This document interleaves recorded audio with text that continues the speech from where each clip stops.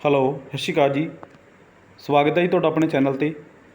ਅੱਜ ਆਪਾਂ ਤੁਹਾਡੇ ਲਈ SST ਮਾਸਟਰ ਕੇਡਰ ਦੀ ਇੱਕ ਨਵੀਂ ਕਲਾਸ ਲੈ ਕੇ ਹਾਜ਼ਰ ਹੋਏ ਹਾਂ। ਇਸ ਕਲਾਸ ਦੇ ਵਿੱਚ ਆਪਾਂ ਦ ਗ੍ਰੇਟ ਅਕਬਰ ਦੇ ਬਾਰੇ ਇੱਕ ਫੈਕਟ ਪੂਰੀ ਡਿਟੇਲ ਦੇ ਵਿੱਚ ਕਵਰ ਕਰਾਂਗੇ। ਤਾਂ ਸੈਸ਼ਨ ਨੂੰ ਲਾਸਟ ਤੱਕ ਦੇਖਿਓ, ਇੱਕ ਵੀ ਫੈਕਟ ਤੁਹਾਡੇ ਮਿਸ ਕਰਨ ਵਾਲਾ ਨਹੀਂ ਹੈ। ਇਸ ਤੋਂ ਪਹਿਲਾਂ ਆਪਣੇ SST ਮਾਸਟਰ ਕੇਡਰ ਦੇ ਕਈ ਸੈਸ਼ਨ ਆਲਰੇਡੀ ਅਪਲੋਡ ਹੋ ਚੁੱਕੇ ਨੇ, ਜਿਨ੍ਹਾਂ ਦੇ ਵਿੱਚ ਆਪਾਂ ਤੁਹਾਡੇ ਸਿਲੇਬਸ ਦੇ ਅਕੋਰਡਿੰਗ ਇੱਕ ਟੌਪਿਕ ਨੂੰ ਪੂਰੇ ਡਿਟੇਲ ਦੇ ਵਿੱਚ ਕਵਰ ਕੀਤਾ ਹੈ। ਜੇਕਰ ਤੁਸੀਂ ਉਹ ਕਲਾਸਿਸ ਦੇਖਣਾ ਚਾਹੁੰਦੇ ਹੋ ਤਾਂ ਮੈਂ ਉਹਨਾਂ ਦਾ ਲਿੰਕ ਇਸ ਵੀਡੀਓ ਦੇ ਡਿਸਕ੍ਰਿਪਸ਼ਨ ਦੇ ਵਿੱਚ ਪਾ ਦੇਣਾ, ਤੁਸੀਂ ਜਾ ਕੇ ਦੇਖ ਲੈਣਾ। ਅਦਰਵਾਈਜ਼ ਤੁਸੀਂ ਆਪਣੇ ਚੈਨਲ 'ਤੇ ਵਿਜ਼ਿਟ ਕਰੋ, ਪਲੇਲਿਸਟ ਦੇ ਵਿੱਚ ਜਾਓ, ਉੱਥੇ ਤੁਹਾਨੂੰ ਆਲ ਸਬਜੈਕਟਸ ਦੀਆਂ ਵੀਡੀਓਜ਼ ਸੀਰੀਜ਼ ਵਾਈਜ਼ ਲੱਗੀਆਂ ਮਿਲ ਜਾਣਗੀਆਂ, ਜਾ ਕੇ ਦੇਖ ਸਕਦੇ ਹੋ ਅਤੇ ਆਪਣੀ ਤਿਆਰੀ ਵਧੀਆ ਤਰੀਕੇ ਨਾਲ ਕਰ ਸਕਦੇ ਹੋ। ਜੇਕਰ ਤੁਸੀਂ ਚਾਹੁੰਦੇ ਹੋ ਕਿ ਮੇਰੀਆਂ ਵੀਡੀਓਜ਼ ਤੁਹਾਡੇ ਤੱਕ ਪਹੁੰਚਦੇ ਨੇ ਤਾਂ ਚੈਨਲ ਨੂੰ ਸਬਸਕ੍ਰਾਈਬ ਕਰ ਲਿਓ, ਬੈਲ ਆਈਕਨ 'ਤੇ ਪ੍ਰੈਸ ਕਰ ਲਿਓ, ਤਾਂ ਕਿ ਆਉਣ ਵਾਲੀਆਂ ਵੀਡੀਓਜ਼ ਦੇ ਨੋਟੀਫਿਕੇਸ਼ਨ ਤੁਹਾਡੇ ਤੱਕ ਪਹੁੰਚਦੇ ਰਹਿਣ ਅਤੇ ਤੁਹਾਡੀ ਤਿਆਰੀ ਵਧੀਆ ਤਰੀਕੇ ਨਾਲ ਚੱਲਦੀ ਰਹੇ। ਅੱਜ ਦਾ ਜੋ ਆਪਣਾ ਸੈਸ਼ਨ ਹੈ, ਇਸ ਸੈਸ਼ਨ ਦੇ ਵਿੱਚ ਆਪਾਂ ਦ ਗ੍ਰੇਟ ਅਕਬਰ ਦੇ ਬਾਰੇ ਇੱਕ ਫੈਕਟ ਨੂੰ ਪੂਰੇ ਡਿਟੇਲ ਦੇ ਵਿੱਚ ਕਵਰ ਕਰਾਂਗੇ। ਤਾਂ ਸੈਸ਼ਨ ਨੂੰ ਐਂਡ ਤੱਕ ਜ਼ਰੂਰ ਦੇਖਿਓ, ਕਿਉਂਕਿ ਇਹਨਾਂ ਦੇ ਵਿੱਚੋਂ ਕੋਈ ਵੀ ਫੈਕਟ ਤੁਹਾਨੂੰ ਕੁਐਸਚਨ ਦੇ ਰੂਪ ਵਿੱਚ ਕਿਸੇ ਵੀ ਪੇਪਰ ਦੇ ਵਿੱਚ ਪੁੱਛਿਆ ਜਾ ਸਕਦਾ ਹੈ। ਤਾਂ ਸਟਾਰਟ ਕਰਦੇ ਹਾਂ ਆਪਣਾ ਅੱਜ ਦਾ ਸੈਸ਼ਨ ਅੱਜ ਦੀ ਪਹਿਲੀ ਸਲਾਈਡ ਦੇ ਨਾਲ। ਅੱਜ ਆਪਾਂ ਦ ਗ੍ਰੇਟ ਅਕਬਰ ਦੇ ਬਾਰੇ ਪੜ੍ਹਨ ਜਾ ਰਹੇ ਹਾਂ। ਠੀਕ ਹੈ ਜੀ। ਅਕਬਰ ਨੂੰ ਦਾ ਗ੍ਰੇਟ ਕਿਉਂ ਕਿਹਾ ਜਾਂਦਾ ਸੀ? ਕਿਉਂਕਿ ਇਹ ਇੱਕ ਮਤਲਬ ਇਹਨੇ ਕੰਮ ਹੀ ਇਹੋ ਜਿਹੇ ਕੀਤੇ ਸੀ ਕਿ ਇੱਕ ਬਹੁਤ ਮਹਾਨ ਰਾਜਾ ਸੀ। ਸਭ ਤੋਂ ਪਹਿਲਾਂ ਤਾਂ ਇਹ ਕੱਟੜ ਨਹੀਂ ਸੀ ਆਪਣੇ ਧਰਮ ਨੂੰ ਲੈ ਕੇ, ਇਹ ਹਰ ਇੱਕ ਧਰਮ ਦੀ ਬਹੁਤ ਜ਼ਿਆਦਾ ਰਿਸਪੈਕਟ ਕਰਦਾ ਸੀ। ਠੀਕ ਹੈ ਜੀ। ਬਾਕੀ ਆਪਾਂ ਇਹਦੇ ਬਾਰੇ ਜਿੰਨੇ ਵੀ ਫੈਕਟ ਨੇ ਉਹ ਆਪਾਂ ਇੱਕ ਕਰਕੇ ਪੜ੍ਹਾਂਗੇ ਤਾਂ ਤੁਹਾਨੂੰ ਪਤਾ ਲੱਗਣਾ ਕਿ ਅਕਬਰ ਨੂੰ ਦਾ ਗ੍ਰੇਟ ਕਿਉਂ ਕਿਹਾ ਜਾਂਦਾ ਸੀ। ਠੀਕ ਹੈ ਜੀ। ਤਾਂ ਅਕਬਰ ਦਾ ਟਾਈਮ ਪੀਰੀਅਡ ਤੁਹਾਨੂੰ ਪਤਾ ਹੋਣਾ ਚਾਹੀਦਾ ਹੈ, 1556 ਤੋਂ ਲੈ ਕੇ 1605 ਈਸਵੀ ਤੱਕ ਇਹਦਾ ਟਾਈਮ ਪੀਰੀਅਡ ਹੈ। ਠੀਕ ਹੈ ਜੀ। ਤੁਹਾਨੂੰ ਪੁੱਛਿਆ ਜਾਊਗਾ, ਬਹੁਤ ਇੰਪੋਰਟੈਂਟ ਹੈ। ਠੀਕ ਹੈ ਜੀ। 1556 ਤੋਂ 1605 ਈਸਵੀ ਤੱਕ। 1556 ਦੇ ਵਿੱਚ ਤੁਹਾਨੂੰ ਪਤਾ ਕਿ ਪਾਣੀਪਤ ਦੀ ਦੂਸਰੀ ਲੜਾਈ ਹੋਈ ਸੀ। ਠੀਕ ਹੈ ਜੀ। ਅਕਬਰ ਅਤੇ ਹੇਮੂ ਦੇ ਵਿਚਕਾਰ। ਠੀਕ ਹੈ ਜੀ। ਬਟ ਅਕਬਰ ਦੀ ਏਜ ਉਦੋਂ ਬਹੁਤ ਛੋਟੀ ਸੀ ਅਤੇ ਅਕਬਰ ਦੀ ਸਾਈਡ ਤੋਂ ਇਹਦਾ ਕਮਾਂਡਰ ਲੜਿਆ ਸੀ ਬੈਰਮ ਖਾਨ। ਠੀਕ ਹੈ ਜੀ। ਉਹਦੇ ਬਾਰੇ ਵੀ ਆਪਾਂ ਅੱਗੇ ਪੜ੍ਹਾਂਗੇ। ਤਾਂ ਜਿਹੜੀ ਪਾਣੀਪਤ ਦੀ ਪਹਿਲੀ ਲੜਾਈ ਹੈ ਉਹ ਹੋਈ ਸੀ 1526 ਦੇ ਵਿੱਚ, ਜਿਹਦੇ ਬਾਰੇ ਆਪਾਂ ਜਦੋਂ ਬਾਬਰ ਬਾਰੇ ਪੜ੍ਹ ਰਹੇ ਸੀ ਤਾਂ ਉਹਦੇ ਵਿੱਚ ਆਪਾਂ ਇਹ ਪੜ੍ਹ ਕੇ ਆਏ ਸੀ। ਬਾਬਰ ਅਤੇ ਇਬਰਾਹਿਮ ਲੋਧੀ ਦੇ ਵਿਚਕਾਰ ਹੋਈ ਸੀ, ਜਿਹਦੇ ਵਿੱਚ ਬਾਬਰ ਦੀ ਜਿੱਤ ਹੋਈ ਸੀ ਅਤੇ ਉਹਨੇ ਮੁਗਲੀਆ ਸਲਤਨਤ ਦੀ ਸਥਾਪਨਾ ਕੀਤੀ ਸੀ। ਠੀਕ ਹੈ ਜੀ। ਤਾਂ ਪਾਣੀਪਤ ਦੀ ਦੂਜੀ ਲੜਾਈ ਹੋਈ ਸੀ 1556, ਉਹ ਆਪਾਂ ਅੱਗੇ ਪੜ੍ਹਾਂਗੇ ਇਹਦੇ ਬਾਰੇ। ਠੀਕ ਹੈ ਜੀ। ਤਾਂ ਇੱਕ ਫੈਕਟ ਆਪਾਂ ਪੂਰੇ ਡਿਟੇਲ ਦੇ ਵਿੱਚ ਇਹਦਾ ਕਵਰ ਕਰਾਂਗੇ। ਸਭ ਤੋਂ ਪਹਿਲਾਂ ਜਿਹੜਾ ਫੈਕਟ ਹੈ ਉਹ ਹੈ ਓਰੀਜਨਲ ਨੇਮ। ਠੀਕ ਹੈ ਜੀ। ਤਾਂ ਅਕਬਰ ਦਾ ਤੁਹਾਨੂੰ ਓਰੀਜਨਲ ਨੇਮ ਪਤਾ ਹੋਣਾ ਚਾਹੀਦਾ। ਤਾਂ ਅਕਬਰ ਦਾ ਜਿਹੜਾ ਓਰੀਜਨਲ ਨੇਮ ਹੈ ਉਹ ਜਲਾਲੂਦੀਨ ਮੁਹੰਮਦ ਅਕਬਰ। ਬਹੁਤ ਇੰਪੋਰਟੈਂਟ ਹੈ, ਪੁੱਛਿਆ ਜਾਂਦਾ। ਦੂਸਰਾ ਜਿਹੜਾ ਫੈਕਟ ਹੈ, ਇਹਦਾ ਜਨਮ ਤੁਹਾਨੂੰ ਪਤਾ ਹੋਣਾ ਚਾਹੀਦਾ। 15 ਅਕਤੂਬਰ 1542 ਨੂੰ ਹੋਇਆ ਸੀ ਇਹਦਾ ਜਨਮ ਅਮਰਕੋਟ ਵਿਖੇ। ਠੀਕ ਹੈ ਜੀ। ਤਾਂ ਇਹ ਵੀ ਤੁਸੀਂ ਯਾਦ ਰੱਖਣਾ, ਬਹੁਤ ਇੰਪੋਰਟੈਂਟ ਹੈ, ਕਿਉਂਕਿ ਮੈਂ ਤੁਹਾਨੂੰ ਦੱਸਦਾ ਰਹਿਣਾ ਕਿ ਕਿਹੜੇ ਕਿੰਗ ਦੇ ਬਾਰੇ ਤੁਹਾਨੂੰ ਜ਼ਿਆਦਾ ਪੁੱਛਿਆ ਜਾਊਗਾ। ਤਾਂ ਅਕਬਰ ਦੇ ਬਾਰੇ ਬਹੁਤ ਜ਼ਿਆਦਾ ਪੁੱਛਿਆ ਜਾਂਦਾ, ਬਹੁਤ ਜ਼ਿਆਦਾ ਕੁਐਸਚਨ ਇੱਥੋਂ ਬਣਦੇ ਨੇ ਹਰ ਇੱਕ ਪੇਪਰ ਦੇ ਵਿੱਚ। ਤਾਂ ਇਹਨੂੰ ਪੂਰੇ ਡਿਟੇਲ ਦੇ ਵਿੱਚ ਤੁਸੀਂ ਕਵਰ ਕਰਿਓ, ਇੱਕ ਫੈਕਟ। ਠੀਕ ਹੈ ਜੀ। ਤਾਂ 15 ਅਕਤੂਬਰ 1542 ਨੂੰ ਅਮਰਕੋਟ ਦੇ ਵਿੱਚ ਇਹਦਾ ਜਨਮ ਹੋਇਆ ਸੀ। ਅਗਲਾ ਤੁਹਾਨੂੰ ਇਹਦੇ ਮਦਰ ਅਤੇ ਫਾਦਰ ਬਾਰੇ ਪਤਾ ਹੋਣਾ ਚਾਹੀਦਾ। ਅਤੇ ਇਹਦੀ ਮਦਰ ਦਾ ਨਾਮ ਸੀ ਹਾਮਿਦਾ ਬਾਨੋ। ਠੀਕ ਹੈ ਜੀ। ਅਤੇ ਫਾਦਰ ਦਾ ਨਾਮ ਸੀ ਹੁਮਾਯੂੰ। ਠੀਕ ਹੈ ਜੀ। ਪਿਤਾ ਦਾ ਨਾਮ ਸੀ ਦਾ ਹੁਮਾਯੂੰ। ਤਾਂ ਹੁਮਾਯੂੰ ਬਾਰੇ ਆਪਾਂ ਪ੍ਰੀਵੀਅਸ ਕਲਾਸ ਦੇ ਵਿੱਚ ਪੜ੍ਹ ਕੇ ਆਏ ਹਾਂ। ਤਾਂ ਇੱਕ ਕਲਾਸ ਤੁਸੀਂ ਆਪਣੀ ਜਿਹੜੀ SST ਮਾਸਟਰ ਕੇਡਰ ਦੀ ਹੈ ਉਹ ਮਿਸ ਨਾ ਕਰਿਓ। ਸ਼ੁਰੂ ਤੋਂ ਲੈ ਕੇ ਐਂਡ ਤੱਕ ਸਾਰੀਆਂ ਕਲਾਸਾਂ ਤੁਸੀਂ ਅਟੈਂਡ ਕਰੋ, ਤਾਂ ਕਿ ਤੁਹਾਡੀ ਕੰਟੀਨਿਊਟੀ ਬਣੀ ਰਹੇ। ਠੀਕ ਹੈ ਜੀ। ਤਾਂ ਤੁਹਾਡੇ ਸਿਲੇਬਸ ਦੇ ਅਕੋਰਡਿੰਗ ਆਪਾਂ ਇਹ ਕਲਾਸਿਸ ਅਪਲੋਡ ਕਰ ਰਹੇ ਹਾਂ। ਅਗਲਾ ਤੁਹਾਨੂੰ ਪੁੱਛਿਆ ਜਾਊਗਾ ਇਹਦੇ ਫੋਸਟਰ ਮਦਰ। ਠੀਕ ਹੈ ਜੀ। ਇਹਦੇ ਫੋਸਟਰ ਮਦਰ ਸੀਗੇ, ਮਤਲਬ ਜਦੋਂ ਹਾਮਿਦਾ ਬਾਨੋ ਅਤੇ ਹੁਮਾਯੂੰ ਦੀ ਡੈਥ ਹੋ ਗਈ ਤਾਂ ਉਸ ਤੋਂ ਬਾਅਦ ਅਕਬਰ ਦਾ ਪਾਲਣ ਪੋਸ਼ਣ ਜਿਹਨੇ ਕੀਤਾ ਸੀ ਤਾਂ ਉਹਦਾ ਨਾਮ ਸੀ ਮਹਿਮੰਗਾ। ਇਹ ਯਾਦ ਰੱਖਣਾ ਤੁਸੀਂ। ਠੀਕ ਹੈ ਜੀ। ਤਾਂ ਮਹਿਮੰਗਾ ਇਹਨਾਂ ਦੀ ਫੋਸਟਰ ਮਦਰ ਇਹਨੂੰ ਮੰਨਿਆ ਜਾਂਦਾ। ਤਾਂ ਇਹਦੇ ਬਾਰੇ ਵੀ ਕੁਐਸਚਨ ਪੁੱਛਿਆ ਗਿਆ ਬਹੁਤ ਵਾਰ। ਠੀਕ ਹੈ। ਤਾਂ ਮਹਿਮੰਗਾ ਉਹਦਾ ਨਾਮ ਸੀ। ਇਸ ਤੋਂ ਬਾਅਦ ਤੁਹਾਨੂੰ ਅਕਬਰ ਦਾ ਗਾਰਜੀਅਨ ਕਿਹਾ ਜਾਊ, ਅਕਬਰ ਦਾ ਰੱਖ ਰਖਾਵ ਕਰਨ ਵਾਲਾ, ਕਿਉਂਕਿ ਅਕਬਰ ਦੀ ਏਜ ਬਹੁਤ ਛੋਟੀ ਸੀ ਜਦੋਂ ਹਾਮਿਦਾ ਬਾਨੋ ਅਤੇ ਹੁਮਾਯੂੰ ਦੀ ਡੈਥ ਹੋ ਗਈ ਸੀ। ਠੀਕ ਹੈ ਜੀ। ਤਾਂ ਉਸ ਤੋਂ ਬਾਅਦ ਮਹਿਮੰਗਾ ਨੇ ਮਤਲਬ ਇੱਕ ਮਾਂ ਦਾ, ਜਿਹੜਾ ਆਪਾਂ ਕਹਿੰਦੇ ਕਿ ਮਾਂ ਦੇ ਰੂਪ ਵਿੱਚ ਅਕਬਰ ਦਾ ਰੱਖ ਰਖਾਵ ਕੀਤਾ। ਅਤੇ ਬੈਰਮ ਖਾਨ ਨੇ ਵੀ ਮਤਲਬ ਇਹਦਾ ਬਹੁਤ ਜ਼ਿਆਦਾ ਧਿਆਨ ਰੱਖਿਆ ਅਕਬਰ ਦਾ। ਠੀਕ ਹੈ ਜੀ। ਇੱਕ ਬਹੁਤ ਵਫਾਦਾਰ ਇਹਦਾ ਕਮਾਂਡਰ ਸੀ, ਇਹ ਮਿਲਟਰੀ ਕਮਾਂਡਰ ਸੀ ਜਿਹੜਾ ਬੈਰਮ ਖਾਨ ਸੀ। ਜਿਹੜਾ 1526 ਦੇ ਵਿੱਚ ਪਾਣੀਪਤ ਦੀ ਦੂਸਰੀ ਲੜਾਈ ਹੋਈ ਹੈ ਤਾਂ ਅਕਬਰ ਦੀ ਸਾਈਡ ਤੋਂ ਕੌਣ ਲੜਿਆ ਸੀ? ਬੈਰਮ ਖਾਨ ਹੀ ਲੜਿਆ ਸੀ। ਠੀਕ ਹੈ ਜੀ। ਤਾਂ ਬੈਰਮ ਖਾਨ ਇਹਦਾ ਕਮਾਂਡਰ ਸੀ ਮਿਲਟਰੀ ਦਾ। ਤਾਂ ਅਕਬਰ ਦਾ ਗਾਰਜੀਅਨ ਕੌਣ ਸੀ? ਬੈਰਮ ਖਾਨ। ਇਹ ਪੁੱਛਿਆ ਜਾਂਦਾ ਬਹੁਤ ਵਾਰ। ਠੀਕ ਹੈ ਜੀ। ਤਾਂ ਬਹੁਤ ਇੰਪੋਰਟੈਂਟ ਹੈ। ਉਸ ਤੋਂ ਬਾਅਦ ਇਹ ਕਈ ਵਾਰੀ ਆਇਆ ਹੋਇਆ ਇਹ ਕੁਐਸਚਨ ਦੇ ਵਿੱਚ ਕਿ ਕੋਰੋਨੇਸ਼ਨ ਦੇ ਤਾਜਪੋਸ਼ੀ। ਠੀਕ ਹੈ ਜੀ। ਜਦੋਂ ਅਕਬਰ ਨੂੰ ਗੱਦੀ ਦੇ ਉੱਤੇ ਬਿਠਾਇਆ ਗਿਆ ਸੀ, ਕਦੋਂ ਬਿਠਾਇਆ ਗਿਆ ਸੀ? 1556 ਦੇ ਵਿੱਚ। 1556 ਦੇ ਵਿੱਚ ਮੈਂ ਤੁਹਾਨੂੰ ਦੱਸਿਆ ਕਿ ਕੀ ਹੋਈ ਸੀ, पानीपत की सैकेंड बैटल ऑफ पानीपत, ठीक है जी। तो सैकेंड बैटल हुई सी पानीपत की 1556 ਦੇ ਵਿੱਚ। ਤਾਂ 1556 ਤੋਂ ਬਾਅਦ ਅਕਬਰ ਨੂੰ ਰਾਜਗੱਦੀ ਦੇ ਉੱਤੇ ਬਿਠਾਇਆ ਗਿਆ ਸੀ ਤੇ ਤਾਜਪੋਸ਼ੀ ਕੀਤੀ ਗਈ ਸੀ। ਕਿੱਥੇ ਕੀਤੀ ਗਈ ਸੀ? ਕਲਾਨੌਰ, ਗੁਰਦਾਸਪੁਰ, ਜਿਹੜਾ ਕਿ ਪੰਜਾਬ ਦੇ ਵਿੱਚ ਹੈ, ਠੀਕ ਹੈ ਜੀ। ਤਾਂ ਇਹ ਤੁਹਾਨੂੰ ਪੁੱਛਿਆ ਜਾਊਗਾ, ਬਹੁਤ ਵਾਰ ਇਹ ਕੁਐਸਚਨ ਆਇਆ ਹੋਇਆ, ਠੀਕ ਹੈ ਜੀ। ਤਾਂ ਕੋਰੋਨੇਸ਼ਨ ਤੁਸੀਂ ਯਾਦ ਰੱਖਣਾ 1556 ਦੇ ਵਿੱਚ। ਇੱਕ ਇਹ ਕੁਐਸਚਨ ਬਹੁਤ ਆਉਂਦਾ ਹੁੰਦਾ, ਸੁਲ ਏ ਕੁਲ, ਠੀਕ ਹੈ ਜੀ। ਤਾਂ ਇਹਦਾ ਕੀ ਮਤਲਬ ਹੈ? ਸੁਲ ਏ ਕੁਲ ਦਾ ਮਤਲਬ ਹੁੰਦਾ ਹੈ ਪੀਸ ਵਿਦ ਆਲ, मतलब ਸਾਰਿਆਂ ਨਾਲ ਆਪਾਂ ਸ਼ਾਂਤੀਪੂਰਵਕ ਡੀਲ ਕਰਨਾ, ਠੀਕ ਹੈ ਜੀ। ਤਾਂ ਅਕਬਰ ਦੀ ਇਹ ਸ਼ੁਰੂ ਤੋਂ ਹੀ ਇਹ ਪੋਲਿਸੀ ਰਹੀ ਸੀ ਕਿ ਮਤਲਬ ਸਭ ਤੋਂ ਪਹਿਲਾਂ ਇਹ ਬੰਦਾ ਇਹ ਨਹੀਂ ਕਿ ਇਹ ਲੜਾਈ ਨੂੰ ਮਤਲਬ ਮੁੱਖ ਰੱਖਦਾ ਸੀ। ਸਭ ਤੋਂ ਪਹਿਲਾਂ ਇਹ ਬੰਦਾ ਪੀਸ ਦੇ ਨਾਲ, ਮਤਲਬ ਸ਼ਾਂਤੀ ਦੇ ਨਾਲ, ਇਹ ਬੰਦਾ ਸ਼ਾਂਤੀ ਪਸੰਦ ਸੀ, ਠੀਕ ਹੈ ਜੀ। ਤਾਂ ਇਹ ਸ਼ਾਂਤੀ ਦੇ ਨਾਲ ਹਰ ਇੱਕ ਬੰਦੇ ਨਾਲ ਇਹ ਟਰੀਟੀ ਕਰਦਾ ਸੀ, ਠੀਕ ਹੈ ਜੀ। ਜਾਂ ਇਹ ਹਰ ਇੱਕ ਬੰਦੇ ਨਾਲ ਬਹੁਤ ਪਿਆਰ ਦੇ ਨਾਲ ਇਹ ਪੇਸ਼ ਆਉਂਦਾ ਸੀ। ਤਾਂ ਪੀਸ ਵਿਦ ਆਲ, ਸੁਲੇ ਕੁੱਲ ਦਾ ਜਿਹੜੀ ਮਤਲਬ ਕਿ ਟਰਮ ਹੈ ਸੁਲੇ ਕੁੱਲ, ਤਾਂ ਇਹ ਇੰਟਰੋਡਿਊਸ ਕੀਤੀ ਸੀ ਅਕਬਰ ਨੇ। ਤਾਂ ਇਹ ਤੁਹਾਨੂੰ ਪੁੱਛਿਆ ਜਾਊਗਾ, ਬਹੁਤ ਵਾਰ ਇਹ ਪੁੱਛਿਆ ਗਿਆ ਕੁਐਸਚਨ ਕਿ ਸੁਲੇ ਕੁੱਲ ਦੇ ਨਾਲ ਦੱਸੋ ਰਿਲੇਟਡ ਰਾਜਾ ਕੌਣ ਹੈ? ਤਾਂ ਅਕਬਰ। ਤਾਂ ਸੁਲੇ ਕੁੱਲ ਦਾ ਮਤਲਬ ਹੁੰਦਾ ਪੀਸ ਵਿਦ ਆਲ, ਤਾਂ ਸਾਰਿਆਂ ਨਾਲ ਸ਼ਾਂਤੀਪੂਰਵਕ ਵਿਵਹਾਰ ਕਰੋ।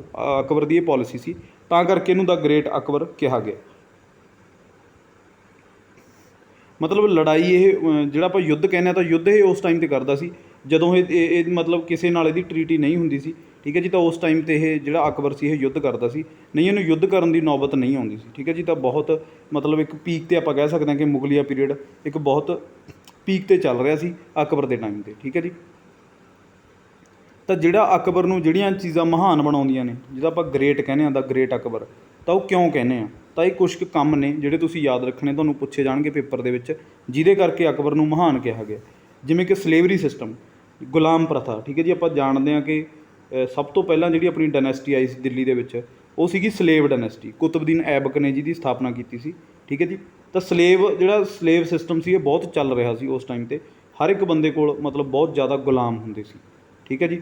ਤਾਂ ਇਸ ਸਲੇਵਰੀ ਸਿਸਟਮ ਨੂੰ ਅਬੋਲਿਸ਼ ਕੀਤਾ ਅਕਬਰ ਨੇ, ਠੀਕ ਹੈ ਜੀ। ਤਾਂ ਸਲੇਵਰੀ ਸਿਸਟਮ ਦਾ ਇਹਨੇ ਨਾਸ਼ ਕੀਤਾ ਕਿ ਜਿਹੜੀ ਸਲੇਵਰੀ ਸਿਸਟਮ ਹੈ ਇਹ ਨਹੀਂ ਹੋਣਾ ਚਾਹੀਦਾ, ਗੁਲਾਮ ਨਹੀਂ ਹੋਣੇ ਚਾਹੀਦੇ। ਸਭ ਤੋਂ ਵਧੀਆ ਕੰਮ ਇਹਨੇ ਕੀਤਾ, ਠੀਕ ਹੈ ਜੀ। ਜਿਹੜਾ ਗੁਲਾਮਾਂ ਦੇ ਉੱਤੇ ਜ਼ੁਲਮ ਹੋ ਰਿਹਾ ਸੀ ਉਹ ਬੰਦ ਹੋ ਗਿਆ।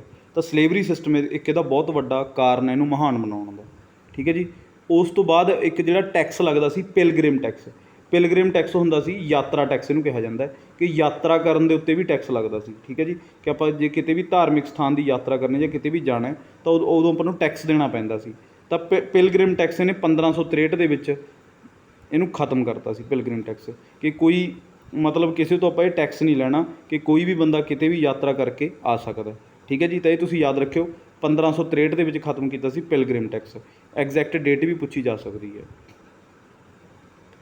ਇਸ ਤੋਂ ਬਾਅਦ ਜਜ਼ੀਆ ਟੈਕਸ ਸੀਗਾ, ਜਿਹੜਾ ਸਭ ਤੋਂ ਮੇਨ ਟੈਕਸ ਮੰਨਿਆ ਜਾਂਦਾ ਹੈ, ਜਿਹੜਾ ਕਿ ਅੱਗੇ ਵੀ ਜਿਹੜਾ ਔਰੰਗਜ਼ੇਬ ਹੈ ਉਹਨੂੰ ਦੁਬਾਰਾ ਇੰਟਰੋਡਿਊਸ ਕਰ ਦਿੰਦਾ। ਜਜ਼ੀਆ ਟੈਕਸ ਹੁੰਦਾ ਨਾਨ ਮੁਸਲਿਮ ਟੈਕਸ, ਮਤਲਬ ਜਿਹੜੇ ਇਹਨਾਂ ਦੇ ਏਰੀਏ ਦੇ ਵਿੱਚ ਕੋਈ ਵੀ ਹੋਰ ਕਿਸੇ ਧਰਮ ਦੇ ਬੰਦੇ ਰਹਿੰਦੇ ਸੀ, ਜਿਵੇਂ ਹਿੰਦੂ ਰਹਿੰਦੇ ਸੀ, ਤਾਂ ਹਿੰਦੂਆਂ ਨੂੰ ਇਹ ਟੈਕਸ ਦੇਣਾ ਪੈਂਦਾ ਸੀ, ਠੀਕ ਹੈ ਜੀ। ਕਿਉਂ ਦੇਣਾ ਪੈਂਦਾ ਸੀ? ਕਿ ਜਿਹੜੇ ਮੁਸਲਿਮ ਸੀ ਉਹ ਇਹ ਕਹਿੰਦੇ ਸੀ ਕਿ ਅਸੀਂ ਤੁਹਾਡਾ ਰੱਖ ਰਖਾਵ ਕਰ ਰਹੇ ਹਾਂ, ਤਾਂ ਇਹਦਾ ਤੁਸੀਂ ਸਾਨੂੰ ਟੈਕਸ ਦਿਓ। ਇਹਨੂੰ ਜਜ਼ੀਆ ਟੈਕਸ ਕਿਹਾ ਜਾਂਦਾ ਸੀ। ਤਾਂ ਇਹ ਵੀ ਇਹਨੇ ਅਬੋਲਿਸ਼ ਕਰਤਾ ਸੀ 1564 ਦੇ ਵਿੱਚ। ਤਾਂ ਇਹਨੇ ਦੇਖੋ ਕਿੰਨੇ ਮਹਾਨ ਇਹਨੇ ਕੰਮ ਕੀਤੇ, ਜਿਹਦੇ ਕਰਕੇ ਜਿਹੜੀਆਂ ਇਹ ਗੱਲਾਂ ਨੇ ਇਹ ਅਕਬਰ ਨੂੰ ਬਹੁਤ ਮਹਾਨ ਬਣਾਉਂਦੀਆਂ ਨੇ, ਠੀਕ ਹੈ ਜੀ। ਇਹ ਯਾਦ ਰੱਖਿਓ। ਇਸ ਤੋਂ ਬਾਅਦ ਤੁਹਾਨੂੰ ਪੁੱਛਿਆ ਜਾਊਗਾ ਸਿਟੀ ਇਸਟੈਬਲਿਸ਼ਡ, ਠੀਕ ਹੈ ਜੀ। ਸ਼ਹਿਰ ਕਿਹੜੇ ਦੀ ਸਥਾਪਨਾ ਕੀਤੀ ਇਹਨੇ? ਤਾਂ ਸਥਾਪਨਾ ਇਹਨੇ ਕੀਤੀ ਹੈ ਫਤਿਹਪੁਰ ਸੀਕਰੀ, ਠੀਕ ਹੈ ਜੀ। ਫਤਿਹਪੁਰ ਸੀਕਰੀ ਸ਼ਹਿਰ ਦੀ ਸਥਾਪਨਾ ਕੀਤੀ, ਬਹੁਤ ਇੰਪੋਰਟੈਂਟ ਆ, ਪੁੱਛਿਆ ਜਾਂਦਾ। ਅਤੇ ਇਹਨੂੰ ਆਪਣੀ ਕੈਪੀਟਲ ਬਣਾ ਲਿਆ ਸੀ। ਅਤੇ ਇੱਥੇ ਇੱਕ ਦਰਵਾਜ਼ਾ ਬਣਾਇਆ ਸੀ, ਬੁਲੰਦ ਦਰਵਾਜ਼ਾ, ਠੀਕ ਹੈ ਜੀ। ਤਾਂ ਇਹ ਜਿਹੜਾ ਬੁਲੰਦ ਦਰਵਾਜ਼ਾ ਬਣਾਇਆ ਇਹ ਜਦੋਂ ਇਹਨੇ ਗੁਜਰਾਤ ਨੂੰ ਜਿੱਤਿਆ, ਠੀਕ ਹੈ ਜੀ, ਤਾਂ ਉਦੋਂ ਬਣਾਇਆ ਸੀ ਇਹਨੇ। ਤਾਂ ਗੁਜਰਾਤ ਦੀ ਵਿਕਟਰੀ ਤੋਂ ਬਾਅਦ ਇਹਨੇ ਬੁਲੰਦ ਦਰਵਾਜ਼ਾ ਬਣਾਇਆ ਸੀ। ਇਹ ਪੁੱਛਿਆ ਜਾਊਗਾ ਤੁਹਾਨੂੰ, ਬਹੁਤ ਇੰਪੋਰਟੈਂਟ ਹੈ, ਠੀਕ ਹੈ ਜੀ। ਤਾਂ ਬੈਟਲ ਆਫ ਗੁਜਰਾਤ, ਤਾਂ ਇਹ ਬੁਲੰਦ ਦਰਵਾਜ਼ੇ ਦੀ ਜਿਹੜੀ ਸਥਾਪਨਾ ਸੀ ਉਸ ਤੋਂ ਬਾਅਦ ਕੀਤੀ ਸੀ। ਤਾਂ ਫਤਿਹਪੁਰ ਸੀਕਰੀ ਨੇ ਸ਼ਹਿਰ ਵਸਾਇਆ ਸੀ। ਇਸ ਤੋਂ ਬਾਅਦ ਇਹਨੇ ਟੈਕਸ ਕਲੈਕਸ਼ਨ ਦੇ ਲਈ ਇੱਕ ਮਤਲਬ ਯੂਨਿਟ ਲਾਂਚ ਕੀਤੀ, ਇੱਕ ਸਿਸਟਮ ਲਾਂਚ ਕੀਤਾ ਜਿਹਨੂੰ ਆਪਾਂ ਕਹਿੰਦੇ ਹਾਂ ਮਨਸਬਦਾਰੀ ਸਿਸਟਮ, ਠੀਕ ਹੈ ਜੀ। ਇਹ ਪੁੱਛਿਆ ਜਾਂਦਾ, ਬਹੁਤ ਵਾਰ ਪੁੱਛਿਆ ਗਿਆ ਇਹ ਕਿ ਮਨਸਬਦਾਰੀ ਸਿਸਟਮ ਨੂੰ ਕਿਹਨੇ ਲਾਂਚ ਕੀਤਾ? ਤਾਂ ਉਹ ਕੀਤਾ ਅਕਬਰ ਨੇ, ਠੀਕ ਹੈ ਜੀ। ਤਾਂ ਬਹੁਤ ਇੰਪੋਰਟੈਂਟ ਹੈ, ਠੀਕ ਹੈ। ਅਕਬਰ ਇੰਟਰੋਡਿਊਸਡ ਮਨਸਬਦਾਰੀ ਸਿਸਟਮ, ਤਾਂ ਇਹ ਤੁਹਾਨੂੰ ਪੁੱਛਿਆ ਜਾਊਗਾ। ਇਸ ਤੋਂ ਬਾਅਦ ਅਕਬਰ ਨੇ ਜਿਹੜਾ ਇਸ ਤੋਂ ਵੀ ਜ਼ਿਆਦਾ ਵੱਡਾ ਕੰਮ ਕੀਤਾ ਉਹ ਕੀਤਾ ਇਬਾਦਤ ਖਾਨਾ, ਠੀਕ ਹੈ ਜੀ। ਤਾਂ 1575 ਦੇ ਵਿੱਚ ਇਹਦੀ ਸਥਾਪਨਾ ਕੀਤੀ ਗਈ ਸੀ, ਬਹੁਤ ਇੰਪੋਰਟੈਂਟ ਹੈ। ਇਬਾਦਤ ਖਾਨਾ ਸੀਗਾ ਜਿੱਥੇ ਧਾਰਮਿਕ ਜੋ ਵੀ ਆਪਣੇ ਧਾਰਮਿਕ ਕੰਮਕਾਰ ਹੁੰਦੇ ਸੀ ਜਾਂ ਧਾਰਮਿਕ ਕੋਈ ਡਿਸਕਸ਼ਨ ਕਰਨੀ ਹੁੰਦੀ ਸੀ ਤਾਂ ਉਹ ਇਬਾਦਤਖਾਨੇ ਦੇ ਵਿੱਚ ਕੀਤੀ ਜਾਂਦੀ ਸੀ। ਕੁਰਾਨ ਦੀਆਂ ਆਇਤਾਂ ਪੜ੍ਹੀਆਂ ਜਾਂਦੀਆਂ ਸੀ, ਠੀਕ ਹੈ ਜੀ। ਤਾਂ ਬਟ ਇੱਥੇ ਇਹਨੇ ਇਹ ਗੱਲ ਕੀਤੀ ਕਿ ਜਿਹੜਾ ਇਹ ਇਬਾਦਤਖਾਨਾ ਹੈ ਇਹ ਸਿਰਫ ਮੁਸਲਮਾਨਾਂ ਲਈ ਹੀ ਨਹੀਂ ਸਗੋਂ ਇਹ ਹਿੰਦੂਆਂ ਲਈ ਵੀ ਹੈ, ਠੀਕ ਹੈ ਜੀ। ਤਾਂ ਇਹ ਚੀਜ਼ ਇੱਥੇ ਬਹੁਤ ਵੱਡੀ ਕੀਤੀ ਸੀ, ਹਿੰਦੂਆਂ ਲਈ ਵੀ ਮਤਲਬ ਇਹ ਜਿਹੜਾ ਇਬਾਦਤਖਾਨਾ ਹੈ ਉਹ ਓਪਨ ਹੈ, ਹਿੰਦੂ ਵੀ ਇੱਥੇ ਆ ਜਾ ਸਕਦੇ ਨੇ। ਤਾਂ ਜਿਹਦੇ ਕਰਕੇ ਜਿਹੜੇ ਉਲੇਮਾ ਸੀ, ਉਲੇਮਾ ਹੁੰਦੇ ਸੀ ਉਸ ਟਾਈਮ 'ਤੇ। ਉਲੇਮਾ ਕਿਹਨੂੰ ਕਿਹਾ ਜਾਂਦਾ ਹੈ? ਉਲੇਮਾ ਹੁੰਦੇ ਆ ਜਿਹੜੇ ਮਤਲਬ ਜਿਹੜੇ ਮੁਸਲਿਮ ਧਰਮ ਦੇ ਵਿੱਚ ਸਭ ਤੋਂ ਅੱਪਰ ਹੁੰਦੇ ਨੇ, ਸਭ ਤੋਂ ਹਾਈ ਲੈਵਲ 'ਤੇ ਹੁੰਦੇ ਨੇ। ਮਤਲਬ ਉਲੇਮਾ ਸੈੱਟ ਕਰਦੇ ਨੇ ਜਿਹੜੇ ਵੀ ਆਪਦੇ ਧਰਮ ਦੇ ਰੂਲ ਐਂਡ ਰੈਗੂਲੇਸ਼ਨਸ ਨੇ ਤਾਂ ਉਹ ਉਲੇਮਾ ਦੁਆਰਾ ਸੈੱਟ ਕੀਤੇ ਜਾਂਦੇ ਸੀ। ਤਾਂ ਇਹ ਸਾਰੇ ਉਲੇਮਾ, ਸਾਰੇ ਮਤਲਬ ਜਿੰਨੇ ਵੀ ਮੁਸਲਿਮ ਸੀਗੇ, ਜਿਹੜੇ ਮਤਲਬ ਮੁਸਲਮਾਨਾਂ ਦੇ ਮੇਨ ਲੀਡਰ ਸੀ, ਉਹ ਅਕਬਰ ਦੇ ਸਾਰੇ ਐਂਟੀ ਹੋ ਗਏ ਸੀ, ਸਾਰੇ ਦੇ ਵਿਰੁੱਧ ਹੋ ਗਏ ਸੀ। ਇਹ ਕਹਿੰਦੇ ਵੀ ਤੂੰ ਇਹ ਕੀ ਕਰ ਰਿਹਾ, ਮਤਲਬ ਆਪਣੇ ਧਰਮ ਦੇ ਵਿੱਚ ਇਹ ਇੰਟਰਫੇਅਰੈਂਸ ਕਿਵੇਂ ਕਰ ਰਿਹਾ। ਤਾਂ ਅਕਬਰ ਨੇ ਉਹਨਾਂ ਦੀ ਇੱਕ ਵੀ ਨਹੀਂ ਮੰਨੀ ਅਤੇ ਇਬਾਦਤਖਾਨਾ ਇਹਨਾਂ ਨੇ ਇੰਟਰੋਡਿਊਸ ਕਰਤਾ ਸੀ। ਬਹੁਤ ਇੰਪੋਰਟੈਂਟ ਹੈ, ਪੁੱਛਿਆ ਜਾਂਦਾ ਹੈ। ਇਸ ਕਰਕੇ ਅਕਬਰ ਨੂੰ ਮਹਾਨ ਕਿਹਾ ਜਾਂਦਾ ਹੈ ਕਿਉਂਕਿ ਇਹ ਸਾਰੇ ਧਰਮਾਂ ਦੀ ਰਿਸਪੈਕਟ ਕਰਦਾ ਸੀ, ਠੀਕ ਹੈ ਜੀ। ਇਸ ਤੋਂ ਬਾਅਦ ਅਕਬਰ ਨੇ ਇੱਕ ਨਵਾਂ ਧਰਮ ਚਲਾਇਆ ਸੀ, ਦੀਨ ਏ ਇਲਾਹੀ, ਠੀਕ ਹੈ ਜੀ। ਤਾਂ ਇਹ ਧਰਮ ਵੀ ਸਾਰਿਆਂ ਲਈ ਓਪਨ ਸੀ, ਇਹਨੂੰ ਕੋਈ ਵੀ ਬੰਦਾ ਇਹਨੂੰ ਅਡੋਪਟ ਕਰ ਸਕਦਾ ਸੀ, ਠੀਕ ਹੈ ਜੀ। ਕਿ ਮਤਲਬ ਕਿਸੇ ਨੂੰ ਕੋਈ ਮਨਾਹੀ ਨਹੀਂ ਸੀ ਕਿ ਮੁਸਲਮਾਨ ਹੋਵੇ ਜਾਂ ਹਿੰਦੂ ਹੋਵੇ, ਕਿਸੇ ਵੀ ਧਰਮ ਦਾ ਬੰਦਾ ਇਹ ਧਰਮ ਨੂੰ ਅਪਣਾ ਸਕਦਾ ਸੀ, ਦੀਨ ਏ ਇਲਾਹੀ, ਠੀਕ ਹੈ ਜੀ। ਤਾਂ ਇਹ ਤੁਹਾਨੂੰ ਪੁੱਛਿਆ ਜਾਊ ਕਿ ਦੀਨ ਏ ਇਲਾਹੀ ਧਰਮ ਕਿਹਨੇ ਇੰਟਰੋਡਿਊਸ ਕੀਤਾ ਸੀ, ਤਾਂ ਅਕਬਰ ਨੇ ਕੀਤਾ ਸੀ। ਬਹੁਤ ਇੰਪੋਰਟੈਂਟ ਹੈ। ਇਸ ਤੋਂ ਬਾਅਦ ਅਕਬਰ ਦਾ ਇੱਕ ਐਡਵਾਈਜ਼ਰ ਸੀਗਾ ਬੀਰਬਲ। ਇਹ ਬਹੁਤ ਇਹਦੇ ਬਾਰੇ ਕੁਐਸਚਨ ਆਉਂਦੇ ਨੇ। ਬੀਰਬਲ, ਇਹਦਾ ਓਰੀਜਨਲ ਨੇਮ ਤੁਹਾਨੂੰ ਪੁੱਛਿਆ ਜਾਊਗਾ ਕਿ ਬੀਰਬਲ ਦਾ ਓਰੀਜਨਲ ਨੇਮ ਦੱਸੋ, ਤਾਂ ਉਹ ਹੈਗਾ ਮਹੇਸ਼ ਦਾਸ, ਠੀਕ ਹੈ ਜੀ। ਤਾਂ ਵਾਜ਼ ਦੀ ਫਸਟ ਡਿਸਾਈਪਲ ਆਫ ਦੀਨ ਏ ਇਲਾਹੀ। ਤਾਂ ਸਭ ਤੋਂ ਪਹਿਲਾਂ ਜਿਹਨੇ ਬੰਦੇ ਨੇ ਇਹ ਸਵੀਕਾਰ ਕੀਤਾ ਸੀ ਧਰਮ, ਤਾਂ ਉਹ ਕੀਤਾ ਸੀ ਬੀਰਬਲ ਨੇ, ਠੀਕ ਹੈ ਜੀ। ਤਾਂ ਇਹ ਧਰਮ ਮਤਲਬ ਜ਼ਿਆਦਾ ਦੇਰ ਨਹੀਂ ਚੱਲਿਆ ਸੀ ਕਿਉਂਕਿ ਇਹਦਾ ਬਹੁਤ ਵਿਰੋਧ ਹੋ ਗਿਆ ਸੀ ਮੁਸਲਮਾਨਾਂ ਦੁਆਰਾ, ਠੀਕ ਹੈ ਜੀ। ਤਾਂ ਜਿਹੜੇ ਉਲੇਮਾ ਸੀ ਉਹਨਾਂ ਨੇ ਇਹਦਾ ਬਹੁਤ ਵਿਰੋਧ ਕੀਤਾ ਸੀ ਕਿ ਇਹ ਮਤਲਬ ਇੱਕ ਧਰਮ ਦੇ ਨਾਲ ਖਿਲਵਾੜ ਹੈ। ਬਟ ਅਕਬਰ ਕਿਸੇ ਦੀ ਨਹੀਂ ਸੁਣਦਾ ਸੀ, ਇਹ ਆਪਣੀ ਮਤਲਬ ਆਪਣੇ ਅਕੋਰਡਿੰਗ ਚੱਲਦਾ ਸੀ ਇਹ ਬੰਦਾ, ਠੀਕ ਹੈ ਜੀ। ਤਾਂ ਦੀਨ ਏ ਇਲਾਹੀ ਇਹਨੇ ਧਰਮ ਇੰਟਰੋਡਿਊਸ ਕੀਤਾ ਸੀ ਅਤੇ ਸਭ ਤੋਂ ਪਹਿਲਾਂ ਜਿਹਨੇ ਐਕਸੈਪਟ ਕੀਤਾ ਸੀ ਇਹ ਧਰਮ ਨੂੰ ਤਾਂ ਉਹ ਸੀਗਾ ਬੀਰਬਲ, ਜਿਹਨੂੰ ਆਪਾਂ ਮਹੇਸ਼ ਦਾਸ ਕਹਿੰਦੇ ਹਾਂ, ਠੀਕ ਹੈ ਜੀ। ਇਹ ਯਾਦ ਰੱਖਿਓ। ਇਸ ਤੋਂ ਬਾਅਦ ਜਿਹੜਾ ਕੁਐਸਚਨ ਤੁਹਾਨੂੰ ਆਉਂਦਾ ਕਿ ਇਹਦੀ ਬਾਇਓਗ੍ਰਾਫੀ ਦਾ ਨਾਮ ਦੱਸੋ, ਤਾਂ ਆਇਨ ਏ ਅਕਬਰੀ ਇਹਦੀ ਬਾਇਓਗ੍ਰਾਫੀ ਹੈ। ਆਟੋਬਾਇਓਗ੍ਰਾਫੀ ਆਪਾਂ ਕਿਉਂ ਨਹੀਂ ਕਹਿ ਰਹੇ, ਕਿਉਂਕਿ ਜੀਵਨੀ ਹੈ ਇਹ। ਕਿਉਂਕਿ ਅਕਬਰ ਸੀ ਉਹ ਅਨਪੜ੍ਹ ਸੀ, ਆਪਾਂ ਪਹਿਲਾਂ ਵੀ ਇਹਦੇ ਬਾਰੇ ਮਤਲਬ ਡਿਸਕਸ ਕਰਕੇ ਆਏ ਹਾਂ। ਤਾਂ ਆਇਨ ਏ ਅਕਬਰੀ, ਠੀਕ ਹੈ ਜੀ। ਤਾਂ ਜਿਹੜਾ ਅਕਬਰ ਸੀ ਉਹ ਬਿਲਕੁਲ ਅਨਪੜ੍ਹ ਸੀ। ਇਹ ਤੁਹਾਨੂੰ ਕੁਐਸਚਨ ਬਣ ਸਕਦਾ, ਠੀਕ ਹੈ ਜੀ। ਤਾਂ ਜਿਹੜਾ ਅਕਬਰ ਸੀ ਇਹ ਅਨਪੜ੍ਹ ਸੀ ਬਿਲਕੁਲ, ਠੀਕ ਹੈ ਜੀ। ਤਾਂ ਇਹ ਤੁਹਾਨੂੰ ਪੁੱਛਿਆ ਜਾਊਗਾ ਕਿ ਮੁਗਲਿਆ ਪੀਰੀਅਡ ਦਾ ਉਹ ਰਾਜਾ ਦੱਸੋ ਜਿਹੜਾ ਕਿ ਇਲਿਟਰੇਟ ਸੀ, ਜਿਹੜਾ ਅਨਪੜ੍ਹ ਸੀ, ਜਿਹਨੂੰ ਕੁਛ ਵੀ ਪੜ੍ਹਨਾ ਨਹੀਂ ਆਉਂਦਾ ਸੀ, ਤਾਂ ਉਹ ਅਕਬਰ ਸੀ, ਠੀਕ ਹੈ ਜੀ। ਤਾਂ ਅਕਬਰ ਦੀ ਬਾਇਓਗ੍ਰਾਫੀ ਲਿਖੀ ਹੈ ਅਬੁਲ ਫਜ਼ਲ ਨੇ, ਠੀਕ ਹੈ ਜੀ। ਤੁਹਾਨੂੰ ਪੁੱਛਿਆ ਜਾਊਗਾ ਆਇਨ ਏ ਅਕਬਰੀ। ਇਸ ਤੋਂ ਬਾਅਦ ਇਹਦੀ ਕਬਰ ਤੁਹਾਨੂੰ ਪੁੱਛਿਆ ਜਾਊ ਟੌਂਬ, ਤਾਂ ਇਹਦੀ ਟੌਂਬ ਹੈਗੀ ਸਿਕੰਦਰਾ ਦੇ ਵਿੱਚ, ਠੀਕ ਹੈ ਜੀ। ਤਾਂ ਬਹੁਤ ਇੰਪੋਰਟੈਂਟ ਹੈ, ਪੁੱਛਿਆ ਜਾਊ ਤੁਹਾਨੂੰ। ਇਸ ਤੋਂ ਬਾਅਦ ਆਪਾਂ ਇਹਦੀਆਂ ਬੈਟਲਸ ਪੜ੍ਹਦੇ ਹਾਂ ਜੋ ਕਿ ਬਹੁਤ ਜ਼ਿਆਦਾ ਇੰਪੋਰਟੈਂਟ ਨੇ, ਜਿੱਥੋਂ ਤੁਹਾਨੂੰ ਹਰ ਵਾਰ ਕੁਐਸਚਨ ਬਣਦਾ, ਠੀਕ ਹੈ ਜੀ। ਤਾਂ ਸਭ ਤੋਂ ਪਹਿਲੀ ਜਿਹੜੀ ਬੈਟਲ ਹੈ ਉਹ ਸੈਕਿੰਡ ਬੈਟਲ ਆਫ ਪਾਨੀਪਤ 1556 ਦੇ ਵਿੱਚ ਜਿਹੜੀ ਹੋਈ ਸੀ, ਅਕਬਰ ਵਰਸਸ ਹੇਮੂ। ਹੇਮੂ ਦਾ ਪੂਰਾ ਨਾਮ ਹੈ ਹੇਮਚੰਦਰ ਵਿਕਰਮਾਦਿੱਤ, ਦਿੱਲੀ ਦਾ ਰਾਜਾ ਸੀ ਇਹ, ਹਿੰਦੂ ਰਾਜਾ, ਬਹੁਤ ਫੇਮਸ ਰਾਜਾ ਸੀ ਇਹ, ਠੀਕ ਹੈ ਜੀ। ਤਾਂ ਇਹਦੇ ਵਿੱਚ ਅਕਬਰ ਦੀ ਸਾਈਡ ਤੋਂ ਕੌਣ ਲੜ ਰਿਹਾ ਸੀ, ਤਾਂ ਉਹ ਲੜ ਰਿਹਾ ਸੀ ਬੈਰਮ ਖਾਨ। ਇਹ ਵੀ ਤੁਹਾਨੂੰ ਪੁੱਛਿਆ ਜਾਊਗਾ, ਠੀਕ ਹੈ ਜੀ। ਤਾਂ ਇਹਦਾ ਬਹੁਤ ਮਤਲਬ ਭਰੋਸੇਯੋਗ ਜਿਹੜਾ ਆਪਾਂ ਕਹਿ ਸਕਦੇ ਹਾਂ ਕਿ ਕਮਾਂਡਰ ਸੀ ਬੈਰਮ ਖਾਨ, ਠੀਕ ਹੈ ਜੀ। ਤਾਂ ਬੈਰਮ ਖਾਨ ਲੜ ਰਿਹਾ ਸੀ ਅਕਬਰ ਦੀ ਸਾਈਡ ਤੋਂ। ਤਾਂ ਅਕਬਰ ਦੀ ਇਹਦੇ ਵਿੱਚ ਜਿੱਤ ਹੋਈ ਸੀ ਅਤੇ ਅਕਬਰ ਦੀ ਇਸ ਤੋਂ ਬਾਅਦ ਹੀ ਤਾਜਪੋਸ਼ੀ ਹੋਈ ਸੀ ਕਲਾਨੌਰ ਗੁਰਦਾਸਪੁਰ ਵਿਖੇ। ਤਾਂ ਇਹ ਯਾਦ ਰੱਖਿਓ, ਬਹੁਤ ਇੰਪੋਰਟੈਂਟ ਹੈ। ਇਸ ਤੋਂ ਬਾਅਦ ਟਰੀਟੀ ਆਫ ਆਮੇਰ ਵਿਦ ਬਾਰਮਲ, ਠੀਕ ਹੈ ਜੀ। ਤਾਂ ਇਹ ਟਰੀਟੀ ਮਤਲਬ ਹੁੰਦਾ ਸੰਧੀ। ਮੈਟਰੀਮੋਨੀਅਲ ਅਲਾਇੰਸ ਵੀ ਇਹਨੇ ਬਹੁਤ ਕੀਤੇ ਨੇ, ਠੀਕ ਹੈ ਜੀ। ਤਾਂ ਇਹ ਵੀ ਤੁਹਾਨੂੰ ਪੁੱਛਿਆ ਜਾਊਗਾ ਕਿ ਸਭ ਤੋਂ ਜ਼ਿਆਦਾ ਜਿਹੜੇ ਮੈਟਰੀਮੋਨੀਅਲ ਅਲਾਇੰਸ ਕੀਤੇ ਨੇ, ਠੀਕ ਹੈ ਜੀ। ਤਾਂ ਮੈਟਰੀਮੋਨੀਅਲ ਅਲਾਇੰਸ ਦਾ ਕੀ ਮਤਲਬ ਹੁੰਦਾ ਕਿ ਵਿਆਹ ਕਰਵਾਉਣਾ, ਜਿਵੇਂ ਕਿ ਜੋਧਾ ਬਾਈ ਦੇ ਨਾਲ ਇਹਨੇ ਵਿਆਹ ਕਰਵਾਇਆ ਸੀ ਅਤੇ ਉਹਦੇ ਰਾਜ ਭਾਗ ਨੂੰ ਆਪਣੇ ਰਾਜ ਦੇ ਵਿੱਚ ਮਤਲਬ ਮਿਲਾ ਲਿਆ ਸੀ, ਠੀਕ ਹੈ ਜੀ। ਤਾਂ ਮੈਟਰੀਮੋਨੀਅਲ ਅਲਾਇੰਸ ਵੀ ਅਕਬਰ ਨੇ ਬਹੁਤ ਕੀਤੇ ਨੇ, ਠੀਕ ਹੈ ਜੀ। ਤਾਂ ਟਰੀਟੀ ਕੀਤੀ ਸੀ ਇਹਨੇ ਆਮੇਰ ਵਿਦ ਬਾਰਮਲ 1562 ਦੇ ਵਿੱਚ। ਸੰਧੀ ਦੇ ਵਿੱਚ ਕੀ ਹੁੰਦਾ ਸੀ, ਸੰਧੀ ਦੇ ਵਿੱਚ ਇਹ ਕਹਿੰਦਾ ਸੀ ਕਿ ਤੁਹਾਨੂੰ, ਕਿਉਂਕਿ ਇਹ ਵੀ ਜਿਵੇਂ ਆਮੇਰ ਬਾਰਮਲ ਜਿਹੜਾ ਇਹ ਰਾਜਾ ਸੀ ਇਹ ਆਮੇਰ ਦਾ ਰਾਜਾ ਸੀ, ਠੀਕ ਹੈ ਜੀ। ਤਾਂ ਇਹ ਰਾਜੇ ਨੂੰ ਕਹਿ ਦਿੱਤਾ ਜਾਂਦਾ ਸੀ ਕਿ ਤੁਸੀਂ, ਅਕਬਰ ਕਹਿੰਦਾ ਸੀ ਕਿ ਤੁਸੀਂ ਮੇਰੇ ਅੰਡਰ ਆਓ, ਤੁਹਾਨੂੰ ਸਾਰੀਆਂ ਸਹੂਲਤਾਂ ਪ੍ਰੋਵਾਈਡ ਕਰਵਾਈਆਂ ਜਾਣਗੀਆਂ, ਰਾਜਿਆਂ ਵਾਲਾ ਤੁਹਾਨੂੰ ਜੀਵਨ ਦਿੱਤਾ ਜਾਊਗਾ, ਘੋੜੇ ਪ੍ਰੋਵਾਈਡ ਕਰਵਾਏ ਜਾਣਗੇ, ਸੈਨਾ ਪ੍ਰੋਵਾਈਡ ਕਰਵਾਈ ਜਾਊ, ਠੀਕ ਹੈ ਜੀ। ਅਤੇ ਇਹਨਾਂ ਨੂੰ ਬਹੁਤ ਸਾਰੀ ਤਨਖਾਹ ਵੀ ਮਤਲਬ ਦਿੱਤੀ ਜਾਂਦੀ ਸੀ, ਠੀਕ ਹੈ ਜੀ। ਤਾਂ ਕਰਕੇ ਇਹ ਰਾਜੇ ਟਰੀਟੀ ਸਾਈਨ ਕਰ ਲੈਂਦੇ ਸੀ। ਤਾਂ ਇਹ ਰਾਜਾ ਸੀਗਾ ਜਿਹੜਾ ਬਾਰਮਲ, ਇਹ ਤੁਹਾਨੂੰ ਪੁੱਛਿਆ ਜਾਊਗਾ ਕਿ ਟਰੀਟੀ ਆਫ ਆਮੇਰ ਕਦੋਂ ਸਾਈਨ ਕੀਤੀ ਗਈ? 1562 ਦੇ ਵਿੱਚ। ਇਹ ਯਾਦ ਰੱਖਿਓ। ਇਸ ਤੋਂ ਬਾਅਦ ਜਿਹੜਾ ਅਗਲਾ ਪੁਆਇੰਟ ਹੈ ਬੈਟਲ ਆਫ ਗੁਜਰਾਤ, ਠੀਕ ਹੈ ਜੀ। ਤਾਂ ਬੈਟਲ ਆਫ ਗੁਜਰਾਤ ਹੋਈ ਸੀ 1573 ਦੇ ਵਿੱਚ, ਬਹੁਤ ਇੰਪੋਰਟੈਂਟ ਹੈ। ਅਕਬਰ ਵਰਸਸ ਮੁਜ਼ੱਫਰ ਸ਼ਾਹ, ਇਹਦੇ ਵਿੱਚ ਅਕਬਰ ਦੀ ਜਿੱਤ ਹੋਈ ਸੀ, ਠੀਕ ਹੈ ਜੀ। ਇਹ ਤੁਹਾਨੂੰ ਪੁੱਛਿਆ ਜਾਊ। ਇਸ ਤੋਂ ਬਾਅਦ ਹੀ ਮਤਲਬ ਜਿਹੜਾ ਬੁਲੰਦ ਦਰਵਾਜ਼ਾ ਬਣਾਇਆ ਗਿਆ ਸੀ, ਇਹ ਯਾਦ ਰੱਖਿਓ। ਇੱਕ ਇਹ ਕੁਐਸਚਨ ਬਹੁਤ ਵਾਰ ਆਇਆ ਹੋਇਆ, ਤੁਸੀਂ ਪ੍ਰੀਵੀਅਸ ਇਹ ਪੇਪਰ ਜਿਹੜੇ ਮਤਲਬ ਜਿਹੜੇ ਹੁਣ ਹੋਏ ਨੇ, ਆਪਾਂ ਜਿਹੜਾ ਪੇਪਰ ਲੰਘ ਕੇ ਗਏ ਨੇ, ਜਿਵੇਂ ਕਿ ਕਲੈਰੀਕਲ ਦੇ ਪੇਪਰ ਹੋਏ ਨੇ, ਤਾਂ ਉਹਨਾਂ ਦੇ ਵਿੱਚ ਵੀ ਇਹ ਕੁਐਸਚਨ ਬਹੁਤ ਵਾਰ ਪੁੱਛਿਆ ਗਿਆ। ਤਾਂ ਬੈਟਲ ਆਫ ਹਲਦੀ ਘਾਟੀ ਦੀ ਡੇਟਸ ਤੁਹਾਨੂੰ ਬਹੁਤ ਇੰਪੋਰਟੈਂਟ ਹੈ, ਤੁਹਾਨੂੰ ਪੁੱਛੀ ਜਾਊ, ਹਰ ਵਾਰ ਪੁੱਛੀ ਜਾਂਦੀ ਹੈ। ਤਾਂ ਹਲਦੀ ਘਾਟੀ ਦੀ ਲੜਾਈ ਹੋਈ ਸੀ ਅਕਬਰ ਵਰਸਸ ਮਹਾਰਾਣਾ ਪ੍ਰਤਾਪ, ਠੀਕ ਹੈ ਜੀ। ਤਾਂ ਇਹ ਜਿਹੜੀ ਲੜਾਈ ਹੋਈ ਸੀ ਇਹਦੇ ਵਿੱਚ ਮਤਲਬ ਵੈਸੇ ਤਾਂ ਅਕਬਰ ਦੀ ਜਿੱਤ ਮੰਨੀ ਜਾਂਦੀ ਹੈ। ਉਹ ਕਿਉਂ ਮੰਨੀ ਜਾਂਦੀ ਹੈ? ਕਿਉਂਕਿ ਜਿਹੜਾ ਮਹਾਰਾਣਾ ਪ੍ਰਤਾਪ ਦਾ ਘੋੜਾ ਸੀ ਜਿਹਦਾ ਨਾਮ ਸੀ ਚੇਤਕ, ਠੀਕ ਹੈ ਜੀ, ਤਾਂ ਉਹ ਘੋੜਾ ਮਤਲਬ ਉਹ ਜ਼ਖਮੀ ਹੋ ਗਿਆ ਸੀ ਅਤੇ ਮਹਾਰਾਣਾ ਪ੍ਰਤਾਪ ਨੂੰ ਉੱਥੋਂ ਲੜਾਈ ਦੇ ਵਿੱਚੋਂ ਭੱਜਣਾ ਪੈ ਗਿਆ ਸੀ। ਭੱਜਣਾ ਹੀ ਕਹਿ ਸਕਦੇ ਹਾਂ, ਕਿਉਂਕਿ ਇਹਦਾ ਘੋੜਾ ਜਿਹੜਾ ਉਹ ਜ਼ਖਮੀ ਹੋ ਗਿਆ ਸੀ, ਤਾਂ ਉਹ ਲੜਾਈ ਦੇ ਵਿੱਚੋਂ ਚੱਲ ਗਿਆ ਸੀ, ਲੜਾਈ ਨੂੰ ਅੱਧ ਵਿਚਾਲੇ ਛੱਡ ਕੇ, ਠੀਕ ਹੈ ਜੀ। ਤਾਂ ਕਰਕੇ ਅਕਬਰ ਦੀ ਜਿੱਤ ਮੰਨੀ ਜਾਂਦੀ ਹੈ ਇਹਦੇ ਵਿੱਚ। ਬਟ ਵੈਸੇ ਜੇ ਬਹੁਤ ਸਾਰੇ ਇਤਿਹਾਸਕਾਰ ਇਹਨੂੰ ਨਹੀਂ ਮੰਨਦੇ ਕਿ ਇਹਦੇ ਵਿੱਚ ਕਿਸੇ ਦੀ ਵੀ ਜਿੱਤ ਨਹੀਂ ਮੰਨੀ ਜਾਂਦੀ, ਕਿ ਨਾ ਮਹਾਰਾਣਾ ਪ੍ਰਤਾਪ ਜਿੱਤਿਆ ਅਤੇ ਨਾ ਹੀ ਅਕਬਰ। ਬਟ ਜਦੋਂ ਇਹ ਮੈਦਾਨ ਦੇ ਵਿੱਚੋਂ ਚੱਲ ਗਿਆ ਸੀ ਮਹਾਰਾਣਾ ਪ੍ਰਤਾਪ, ਤਾਂ ਕਰਕੇ ਅਕਬਰ ਦੀ ਜਿੱਤ ਮੰਨੀ ਜਾਂਦੀ ਹੈ। 1576 ਹਲਦੀ ਘਾਟੀ ਦੀ ਲੜਾਈ, ਠੀਕ ਹੈ ਜੀ, ਬਹੁਤ ਇੰਪੋਰਟੈਂਟ ਹੈ। ਬੈਟਲ ਆਫ ਕਾਬੁਲ ਹੋਈ ਸੀ 1581 ਦੇ ਵਿੱਚ, ਅਕਬਰ ਵਰਸਸ ਮਿਰਜ਼ਾ ਹਾਕਿਮ, ਇਹਦੇ ਵਿੱਚ ਵੀ ਅਕਬਰ ਦੀ ਜਿੱਤ ਹੋਈ ਸੀ, ਠੀਕ ਹੈ ਜੀ।